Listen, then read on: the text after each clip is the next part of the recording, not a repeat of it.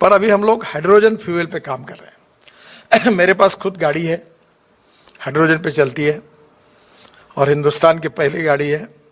उसका कहानी ऐसी हुई कि मैं जब बात करता था कि पानी से हाइड्रोजन निकलेगा और गाड़ी चलेगी, तो मेरी पत्नी फूड एंड न्यूट्रिशन में एमएससी है, तो वो भी थोड़ा बहुत साइंस समझती है। तो उसने मुझे कहा कि आप बोल रहे पानी से हाइड्रोजन निकलेगा, हाइड्रोजन पे गाड़ी चलेगी, मेरा ही विश्वास नहीं बैठता तो लोगों का क्या बैठेगा आपके ऊपर। मैं यहाँ आया हूँ, उसका एक उद्देश्य यह है कि ये जो आपके यहाँ ट्राम दिख रही है, ऐसी रबर के टायर लगाकर 3 बसेस को जोड़कर इलेक्ट्रिक के केबल पर चलाने वाली बस सर्विस की शुरुआत मैं हिंदुस्तान में करने वाला हूँ। दिल्ली में 7 टेकड़ियाँ है कचरे की बड़ी बड़ी, तो गाजीपुर के टेकड़ी का 30 लाख टन कचरा रोड में डाल दिया है। अहमदाबाद डोलेरो रोड पर कचरा डाल दिया 30 लाख टन। फिर ये अपने दिल्ली मुंबई हाईवे के पहले इसमें डाल दिया। अब कचरे को सेग्रीगेट करके प्लास्टिक, ग्लास और मेटल अलग करके जो कचरा निकलेगा उससे ग्रीन हाइड्रोजन और जो सीवेज वाटर है, जो टॉयलेट का पानी है, आपको आश्चर्य होगा, मैं 7 साल पहले मेरे कॉन्स्टिट्यूंसी में वो पानी हम महाराष्ट्र सरकार को बेचते हैं बिजली तैयार करने के लिए, कोराड़ी और खापरखेड़ा, तो हमको 300 करोड़ रुपए मिलते हैं टॉयलेट का पानी बेचकर। अभी हमारे देश में अभी काफ़ी बदलाव हुआ है। We are the fastest growing economy in the world, और इसलिए स्वाभाविक रूप से देश में काफ़ी ट्रांसफॉर्मेशन हो रहा है। आप लोग जिस देश में भी यहाँ रह रहे हो, वहाँ ऑटोमोबाइल इंडस्ट्री इस देश की प्रमुख इंडस्ट्री है, और हमारे देश में हमारी ऑटोमोबाइल इंडस्ट्री जब मैंने चार्ज लिया था तो वो 4.5 लाख करोड़ की थी। बाद में 7 साल के बाद वो 8.5 करोड़ की हुई, और अभी हमारी इंडस्ट्री 12.5 लाख करोड़ की है। अब वर्ल्ड में हम तीसरे नंबर पर है। अभी हमने जापान को पीछे डाला है 2 महीने पहले, और मेरा ये टारगेट है कि हम आने वाले 3-4 साल में वर्ल्ड के नंबर 1 मैन्युफैक्चरिंग ऑटोमोबाइल हब बनेंगे। ये हमारी कोशिश है। आप सबके शुभकामनाओं के साथ ये संभव होगा। ये इसलिए महत्वपूर्ण है कि हमारे ग्रोथ में ऑटोमोबाइल इंडस्ट्री का रोल बहुत इंपॉर्टेंट है। 12.5 लाख करोड़ की इंडस्ट्री में 4.5 लाख करोड़ का एक्सपोर्ट है, और 4.5 करोड़ भारतीयों को जॉब मिले हैं। और भारत में स्टेट गवर्नमेंट और राज्य सरकार को टैक्स के रूप में है सबसे ज़्यादा रेवेन्यू जीएसटी के रूप में ऑटोमोबाइल इंडस्ट्री देती है। तो स्वाभाविक रूप से ये इंडस्ट्री को मैंने काफ़ी तकलीफ नहीं दी, पर काफ़ी डंडा लेके उनके साथ चला हूँ। My dream is to make Indian automobile industry as diversification of agriculture towards energy and power sector surplus, और जिसके कारण मार्केट में कमर्शियल प्राइस जो है वो कम है मार्केट प्राइस, और जो सरकार मिनिमम एमएसपी देती है वो ज़्यादा है। तो इसलिए हम लोगों ने मैं 2004 से इस बात पर कोशिश करते रहा हूँ। अभी उसको बहुत अच्छे फल मिले हैं। अभी वर्ल्ड में G20 में हमने ग्लोबल अलायंस हुई है हमारे बायोफ्यूल पर, और उसमें जो चेंजेस हुए हैं वो काफ़ी बड़े प्रमाण पर है। हम लोग यूरो 4 हमारी इन्वायरमेंट के नाम एमिशन नॉर्म्स थे, और यूरोपियन देशों में यूरो 6 था। तो मैंने सब ऑटोमोबाइल इंडस्ट्री को कहा था कि आपको यूरो 6 पे जाना पड़ेगा, BS6।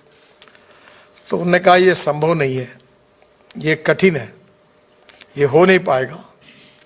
4-5 बार मीटिंग होने के बाद मैंने उनको नम्रतापूर्वक कहा, आएंगे तो तुम्हारे साथ, नहीं आए तो तुम्हारे बिना, और नहीं आओगे तो घसीटते हुए तुमको ले जाऊंगा। अब मैंने पक्का किया है।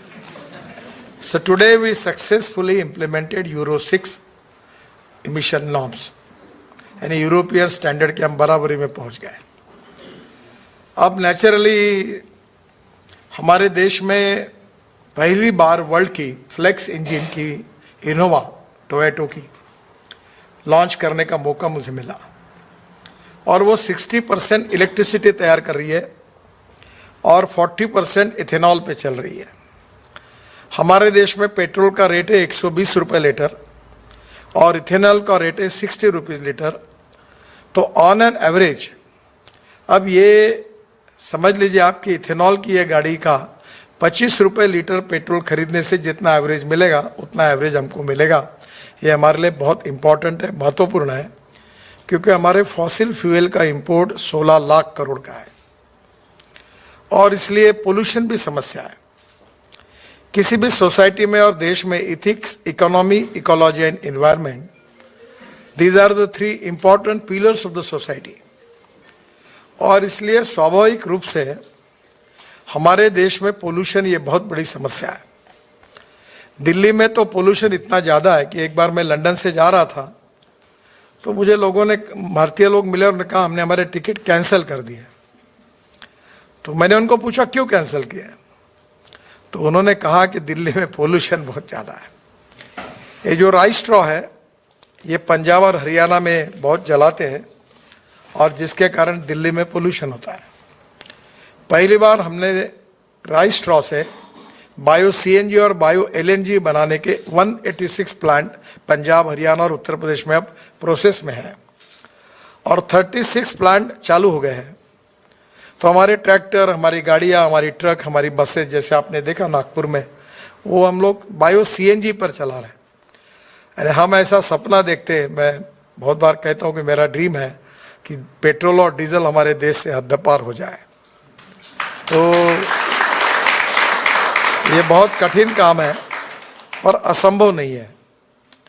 और इसलिए अभी ये जो राइस स्ट्रॉ, इससे पानीपत में एक इंडस्ट्री शुरू हुई है इंडियन ऑयल की, बड़े पीछे लगकर, वो मेरा ड्रीम प्रोजेक्ट है और उसमें 1 लाख लीटर इथेनॉल ये परली से होता है और 150 टन बायो बिटुमिन, हम लोग 80 लाख टन हमको बिटुमिन लगता है और हम लोग 50 लाख टन इंडियन रिफाइनरी देती है और 30 लाख टन हम इंपोर्ट करते हैं। तो अभी हमने ये तय किया, 2 निर्णय किए हैं कि हमारा किसान अन्नदाता नहीं, अब ऊर्जादाता बन गया है, अब बिटुमिन दाता बनेगा और इसके बाद एविएशन फ्यूल, हवाई ईंधन दाता बनेगा। ये सब हम इसमें काफ़ी आगे निकल गए हैं। पहले हम इधर उधर देखते थे टेक्नोलॉजी में, अब हमने जो रफ्तार पकड़ी है हाईवे ने, हमारे यहाँ खुद काफ़ी स्टार्टअप काम कर रहे हैं। अभी हमारे यहाँ 2 साल पहले हमारे एयरफोर्स के हेलीकॉप्टर और फाइटर जेट 100% बायो फ्यूल पर, एविएशन फ्यूल पे चले।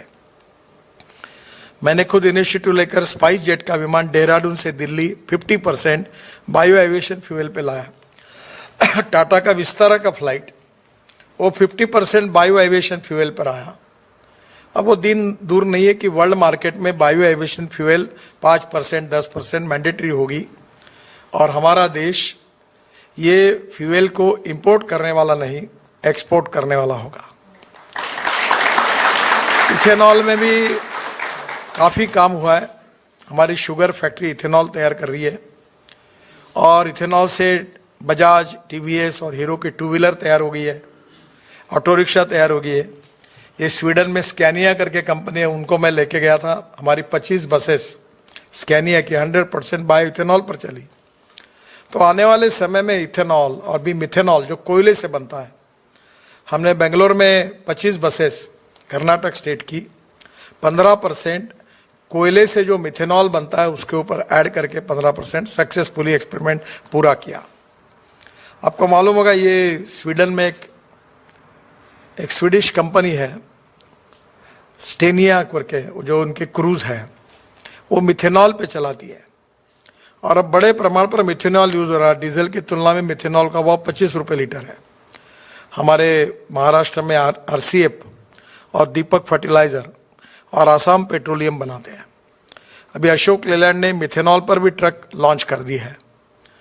तो हम alternative fuel and bio fuel पे काम कर रहे हैं ताकि हमारा इंपोर्ट कम हो। मैं यहाँ आया हूँ, उसका एक उद्देश्य यह है कि ये जो आपके यहाँ ट्राम दिख रही है, ऐसी रबर के टायर लगाकर 3 बसेस को जोड़कर इलेक्ट्रिक के केबल पर चलाने वाली बस सर्विस की शुरुआत मैं हिंदुस्तान में करने वाला हूं।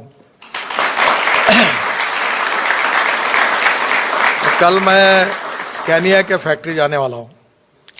आप कभी दिल्ली आओगे, आप में से बहुत पंजाब के, हरियाणा के, हिमाचल, उत्तराखंड या कश्मीर के होंगे। तो जब वहाँ से आप निकलते हैं तो पानीपत के बाद दिल्ली का पेरिफेरल रिंग रोड है, और उसके बाद मैंने अभी UR2 एक रिंग रोड बनाया दिल्ली का, ये भी 2-3 महीने में खुलेगा। तो ये रोड से न जाते अगर आप दिल्ली में आकर एयरपोर्ट जाते तो 2 घंटे लगते हैं, पर अब ये रोड बनने के बाद जो 3-4 महीने में शुरू होगा, आप डायरेक्ट 20 मिनट में T3 एयरपोर्ट पर पहुंचेंगे, 2 घंटे नहीं। और वहाँ जो शिव मूर्ति है उसमें हमने रोड के अंडर बड़ी टनल बनाई है, और जो एयर स्ट्रिप के नीचे से T3 को चली जाती है। तो ये रोड की कहानी ऐसी है कि आप सब लोग मनाली में गए हो, तो मनाली से रोहतांग पास जाने के लिए 3.5 घंटे लगते हैं। अभी हमने वहाँ अटल टनल बनाई, अब 8 मिनट में चले जाते हैं। और वहाँ से लद्दाख, लेह से मनाली तक, रोहतांग पास तक हम 5 टनल और रोड बना रहे हैं। और उसके बाद में आप लद्दाख लेह में आएंगे, और लद्दाख लेह में कारगिल के नीचे एक झोजिला टनल बना रहे हैं। और झोजिला टनल आशिया की सबसे बड़ी टनल है, 11 किलोमीटर की। इसके टेंडर पर हमने 12,000 करोड़ की एस्टिमेटेड कॉस्ट थी, हमने 5,500 करोड़ में वो लगभग 70% हो गई है, 5,000 करोड़ की बचत की है। और उस टनल के बाद झेड़मोर टनल है, वो भी लगभग पूरी हो गई। और झेड़मोर के बाद आप श्रीनगर आएंगे, और श्रीनगर से जम्मू जाने के लिए हम 18 टनल बना रहे हैं।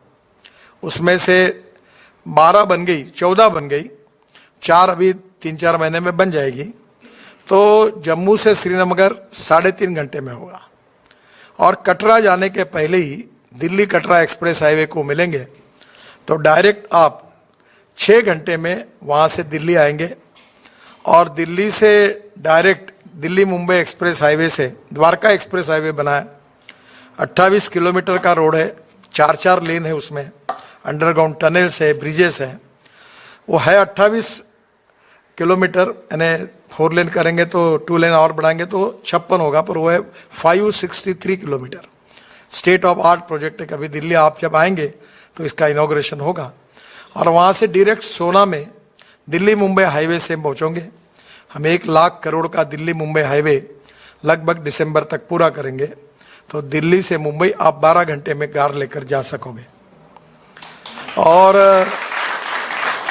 दिल्ली से जयपुर 2 घंटे में, अभी नया रोड थोड़ा जोड़ने वाला, उसका काम शुरू है। दिल्ली से देहरादून 9 घंटे लगते थे, अब आप जब आओगे तो 2 घंटे में। दिल्ली से हरिद्वार 1.5 घंटे में। दिल्ली से मेरठ 4.5 घंटे लगते थे, अब 50 मिनट में होगा। और ऐसी देश में चेन्नई से बेंगलोर ये 8-9 घंटे लगते थे, अभी लगभग वो दिसंबर के पहले पूरा हो जाएगा 2 घंटे में। मैसूर से बेंगलोर 3.5 घंटे लगते थे, वो 1 घंटे में। ऐसे करीब 36 हाईवे बना रहे हैं। सबसे इंपॉर्टेंट ये कि सूरत के पास हम नया ग्रीन हाईवे बना रहे हैं, ग्रीन यानी नया रोड। तो सूरत से नासिक, नासिक से अहमदनगर, अहमदनगर से सोलापुर, सोलापुर से कर्नूल, और कर्नूल से डायरेक्ट हैदराबाद, बेंगलोर, मंगलोर, चेन्नई, बाद में कन्याकुमारी, त्रिवेंद्रम, कोचीन, यानी टोटल साउथ के लिए लिंक हो जाएगी। तो दिल्ली से चेन्नई का डिस्टेंस 320 किलोमीटर कम हो जाएगा। तो नेचुरली अभी रोड अच्छे बने, कुछ आपने देखा है, इसलिए मैं कुछ बताऊंगा, ज़्यादा नहीं बताता।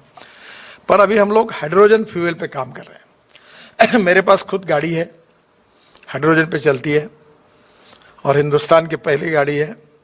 उसका कहानी ऐसी हुई कि मैं जब बात करता था कि पानी से हाइड्रोजन निकलेगा और गाड़ी चलेगी, तो मेरी पत्नी फूड एंड न्यूट्रिशन में MSc है, तो वो भी थोड़ा बहुत साइंस समझती है।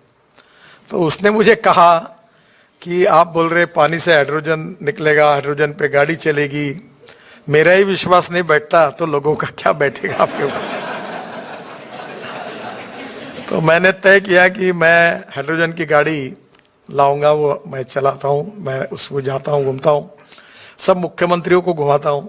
आज जो मेरे घर पे मंत्री मुख्यमंत्री आते हैं मतलब हाइड्रोजन पे काम करो। हाइड्रोजन ये फ्यूचरिस्टिक फ्यूल है, futuristic technology, futuristic vision and futuristic development is very important. तो अभी हाइड्रोजन पे हम लोग पानी से हाइड्रोजन बना सकते हैं, कचरे से बना सकते हैं। मैंने अभी दिल्ली में 7 टेकड़ियाँ है कचरे की बड़ी बड़ी, तो गाजीपुर के टेकड़ी का 30 लाख टन कचरा रोड में डाल दिया है। अहमदाबाद डोलेरो रोड पर कचरा डाल दिया 30 लाख टन। फिर ये अपने दिल्ली मुंबई हाईवे के पहले इसमें डाल दिया। अब कचरे को सेग्रीगेट करके प्लास्टिक, ग्लास और मेटल अलग करके जो कचरा निकलेगा उससे ग्रीन हाइड्रोजन, और जो सूवेज वाटर है, जो टॉयलेट का पानी है, आपको आश्चर्य होगा, मैं 7 साल पहले मेरे कॉन्स्टिट्यूंसी में वो पानी हम महाराष्ट्र सरकार को बेचते हैं बिजली तैयार करने के लिए, कोराडी और खापरखेड़ा, तो हमको 300 करोड़ रुपए मिलते हैं टॉयलेट का पानी बेचकर। अभी मैंने मथुरा में हाइब्रिड एन्यूटी में प्रोजेक्ट डाला है, 90 ml स्लज मथुरा की पानी शुद्ध करके, त्रिवेणी इंजीनियरिंग करके कंपनी है, और वो पानी इंडियन ऑयल के रिफाइनरी को जाती है और 20 करोड़ साल के देते हैं। केवल 60% सरकार ने खर्चा किए और 40% पब्लिक प्राइवेट इन्वेस्टमेंट में हुए। जो कोयले से तैयार होता है वो ब्लैक हाइड्रोजन, और जो बायोमास से तैयार होता है वो ग्रीन हाइड्रोजन, और जो पेट्रोलियम से होता है वो ब्राउन हाइड्रोजन। तो अब बड़े प्रमाण पर हम हाइड्रोजन पे काम कर रहे हैं। अभी हम लोग 16 लाख करोड़ की ऊर्जा, पेट्रोलियम, फॉसिल फ्यूल हम इंपोर्ट कर रहे हैं। Our dream and our mission is to make Indian export, not export for hydrogen in future. हम ऊर्जा को आयात करने वाले नहीं, निर्यात करने वाला देश बने। जैसे इलेक्ट्रिक में तो क्रांति हो गई, अब कभी गाड़ी आपको वेटिंग लिस्ट में, मेरे पास लोग आते हैं आउट ऑफ टर्न, हमको गाड़ी दिलाओ, तो electric scooter, electric car, electric auto rickshaw, और आप जब आओगे तो अब सब जगह इलेक्ट्रिक बसेस दिखेगी आपको। तो इलेक्ट्रिक बहुत चीपर है, import substitute, cost effective, pollution free और इंडिजिनियस। तो निश्चित रूप से बायोफ्यूल अलायंस के कारण हम वर्ल्ड में आने वाले समय में हमारा उद्दिष्ट है कि bio CNG, bio LNG, ethanol, methanol, बाद में इलेक्ट्रिक, ग्रीन हाइड्रोजन, इसमें हम आगे जाएं। और वर्ल्ड के सब ऑटोमोबाइल ब्रांड्स अब इंडिया में है, और स्क्रैपिंग पॉलिसी हमने लाई है, 15 साल के बाद गाड़ी को स्क्रैप करो। तो हमारा एल्यूमिनियम, कॉपर, स्टील सब रिसाइकलिंग होगा, हो रहा है, तो कॉस्ट ऑफ प्रोडक्शन 30% कम होगी। अभी मर्सिडीज मैंने लॉन्च की इलेक्ट्रिक की, तो पूना में, चाकन में, तो उन्होंने मुझे कहा कि अब जर्मन से जो आए थे उनके चेयरमैन, कि अब हम केवल इलेक्ट्रिक ही बनाएंगे। अभी मैंने एलएनजी का ट्रक ब्लू एनर्जी का लॉन्च किया, जो एलएनजी पे चलता है, या डीजल 50% कॉस्ट बच जाती है, प्रदूषण कम होता है। और ये परली जो है, rice straw, cotton straw, waste straw, इससे हम लोग बायो सीएनजी और बायो एलएनजी बना रहे हैं। तो मैं भी बना रहा हूँ, मेरा ट्रैक्टर मैंने कन्वर्ट किया है। तो वैसे मैं किसान हूँ, रोड का ज़्यादा एक्सपर्ट नहीं हूँ, मैं इतना विद्वान भी नहीं हूँ। मुझे अभी मैंने बहुत बार बताया कि मैं इंजीनियरिंग कॉलेज में जाना चाहता था, पर 75 में इमरजेंसी आई और जयप्रकाश जी के आंदोलन में मैं चला गया, तो मैंने ध्यान नहीं दिया पढ़ाई की तरफ। तो मुझे 52% मार्क मिले एसएससी में। तो बाद में साइंस ग्रुप में 50% से कम थे, 49.26, तो मैं डिस्क्वालीफाई हुआ। पर अभी मुझे 7 डिलीट मिली है, तो वो 7 में से 4 एग्रीकल्चर साइंस में है। और मैं ज़्यादातर एग्रीकल्चर में water conservation, biofuel, alternative fuel, इसमें काम करता हूँ। हैंडलूम, हैंडीक्राफ्ट, गोबर से पेंट बनाया हमने, कोई भी अच्छे कंपनी से अच्छा पेंट है हमारा जो इतने मार्केट में है। तो स्वदेशी, स्वावलंबन, हैंडलूम, हैंडीक्राफ्ट्स मेरे रुचि के विषय है, और टेक्नोलॉजी ये भविष्य है। 2 चीज़ें मैं अक्सर कहता हूँ, innovation, entrepreneurship, science, technology, research, skilled and successful practices. We name it as knowledge, and conversion of knowledge into wealth is the future. And second important thing is, no material is waste and no person is waste. It is depending upon the appropriate technology and appropriate vision of the leadership that you can convert waste into wealth. तो मेरा आपसे अनुरोध है कि आप यहाँ हो, अलग अलग टेक्नोलॉजी का अध्ययन करो, नौकरी मत करते रहो। नौकरी करने से एंटरप्रेन्योर बनो। नौकरी करने वालों को मर्यादा होती है, तो यहाँ की टेक्नोलॉजी जो हमारे यहाँ नहीं है वो लेकर आओ। और मैंने ये लोगों को कहा है कि जो हमारे पास होगी, वो हमारे यहाँ भी खूब स्टार्टअप है, हाइड्रोजन पे काम कर रहे हैं। अभी 400 तो स्कूटर के नए नए लड़के बना रहे, इलेक्ट्रिक स्कूटर। वो होशियार निकले। वो बजाज, टीवीएस और हीरो वाले 125 मीटर के लिए लिथियम आयन बैटरी डालते थे, तो उन्होंने 60 किलोमीटर की बैटरी डाली, क्योंकि एक स्कूटर दिन में 24 किलोमीटर ही चलती है। ये इलेक्ट्रिक के चार्जिंग की बात मैं जब था पहले पहले बोलता था, पत्रकार मुझे बोलते थे रास्ते में गाड़ी बंद हुई तो क्या होगा, कैसा होगा। अब मैं जाता हूँ और हजारों लोगों को पूछता हूँ किसकी गाड़ी बंद हुई क्या, बोले नहीं। मैं भी इलेक्ट्रिक गाड़ी यूज करता हूँ, फ्लेक्स इंजन की यूज करता हूँ। तो देश बहुत तेजी से बदल रहा है। इंपोर्ट को कम करना है, पोल्यूशन को कम करना है, और देश में नए रोजगार निर्माण करके देश की एक्सपोर्ट को बढ़ाना है। और इसीलिए आत्मनिर्भर भारत और $5 ट्रिलियन की इकोनॉमी बनाने का जो प्रधानमंत्री का सपना है, उसके लिए स्वदेशी, स्वावलंबन और एग्रीकल्चर, रूरल, ट्राइबल और फॉरेस्ट के एरिया में हमको विकास की प्रक्रिया गतिशील करनी पड़ेगी। खेती में बहुत अच्छा काम हो रहा है। मैं वाटर कंजर्वेशन में काम करता हूँ। दौड़ने वाले पानी को चलने के लिए लगाओ, चलने वाले पानी को रुकने के लिए लगाओ, और रुके हुए पानी को जमीन को पीने के लिए लगाओ। गांव का पानी गांव में, खेत का पानी खेत में, घर का पानी घर में। तो बहुत बड़े प्रॉब्लम। मैंने पंजाब राव कृषि 40 तालाब बना के दिए और फ्री ऑफ चार्ज बना के दिए। तो अभी काफ़ी इरिगेशन हमारे देश में बढ़ाने की हम कोशिश कर रहे हैं। जो हमारे एस्पिरेंट डिस्ट्रिक्ट है, जो सोशली इकोनॉमिकली बैकवर्ड है, वहाँ पानी आएगा तो समृद्धता और संपन्नता आएगी और रोजगार निर्माण होंगे, एक्सपोर्ट बढ़ेगा। और अब किसान जो है वो, बहुत लोगों ने अभी मराठवाड़ा, पश्चिम महाराष्ट्र, कर्नाटक, तमिलनाडु, सब गन्ने से, शुगर केन जूस से इथेनॉल, मोलाइसिस से इथेनॉल, कॉर्न से इथेनॉल, राइस से इथेनॉल। तो ये बड़े प्रमाण पर हम लोग एक नई इकोनॉमी डेवलप कर रहे हैं। जो हमारी अलायंस है G20 में, बायोफ्यूल की अलायंस है, अल्टरनेटिव फ्यूल की अलायंस है। तो देश की प्रगति काफ़ी अच्छी हो रही है और आप सब लोगों के मन में यही भाव होगा कि हमारा देश आगे जाना चाहिए। आप कोई भी डिस्ट्रिक्ट पे हो, कोई भी राज्य के हो, आप वहाँ जाओगे तो लोग बताएंगे कि रोड बहुत अच्छे हो गए।